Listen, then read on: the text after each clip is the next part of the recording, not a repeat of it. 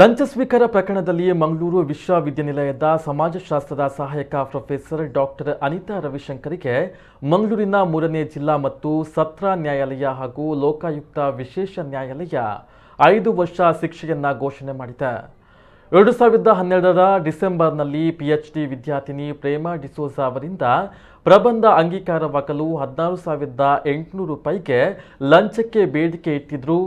ಈ ಬಗ್ಗೆ ಪ್ರೇಮಾ ಡಿಸೋಜಾ ಅವರು ಲೋಕಾಯುಕ್ತರಿಗೆ ದೂರನ್ನು ನೀಡಿದರು.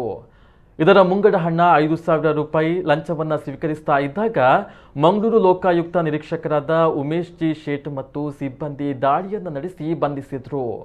ಡಾಕ್ಟರ್ ಅನಿತಾ ರವಿಶಂಕರ್ ಈ ಹಿಂದೆ 10,000 ರೂಪಾಯಿ, ನಂತರ 4,000 ರೂಪಾಯಿ ಮತ್ತೆ 16,800ಕ್ಕೆ ಪ್ರೇಮಾ ಡಿಸೋಜಾ ಬಳಿ ಬೇಡಿಕೆಯನ್ನು ಇಟ್ಟಿದ್ರು ಎಂದು ಆರೋಪವನ್ನು ಮಾಡಿದರು.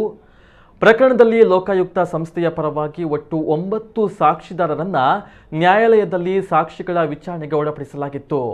ವಿಚಾರಣೆ ನಡೆಸಿದ ಮಂಗಳೂರು ಲೋಕಾಯುಕ್ತ ವಿಶೇಷ ನ್ಯಾಯಾಲಯವು ಭ್ರಷ್ಟಾಚಾರ ನಿಗ್ರಹ ಕಾಯ್ದೆಯ ಕಲಂ 7ರ ಅಡಿಯಲ್ಲಿ ಎಸಗಿದಂತಹ ಅಪರಾಧಕ್ಕೆ ಆರೋಪಿಗೆ 7 ವರ್ಷ ಸಾದಾ ಸಜೆ ಮತ್ತು ರೂಪಾಯಿ 15,000 ದಂಡ, ಕಲಂ 13ರಲ್ಲಿ ಎಸಗಿದ ಅಪರಾಧಕ್ಕೆ 3 ವರ್ಷ ಸಾದಾ ಸಜೆ ಮತ್ತು ರೂಪಾಯಿ 15,000 ದಂಡ, ಆರೋಪಿ ದಂಡವನ್ನು ತೆರಲು ತಪ್ಪಿದಲ್ಲಿ ತಲಾ 1 ತಿಂಗಳುಗಳ ಸಾದಾ ಸಜೆ ಎಂದು ಘೋಷಣೆಯನ್ನ ಮಾಡಿದೆ. ಲೋಕಾಯುಕ್ತ ಇನ್ಸ್ಪೆಕ್ಟರ್ ಉಮೇಶ್ ಜಿ ಶೇಟ್ ತನಿಖೆಯನ್ನು ನಡೆಸಿ ದೋಷಾರೋಪಣಾ ಪಟ್ಟಿಯನ್ನ ಸಲ್ಲಿಸಿದ್ರು. ಮಂಗಳೂರು ಲೋಕಾಯುಕ್ತ ಪರವಾಗಿ ವಿಶೇಷ ಸರಕಾರಿ ಅಭಿಯೋಜಕ ನ್ಯಾಯವಾದಿ KSN ರಾಜೇಶ್ ವಾದವನ್ನ ಮಾಡಿದ್ರು.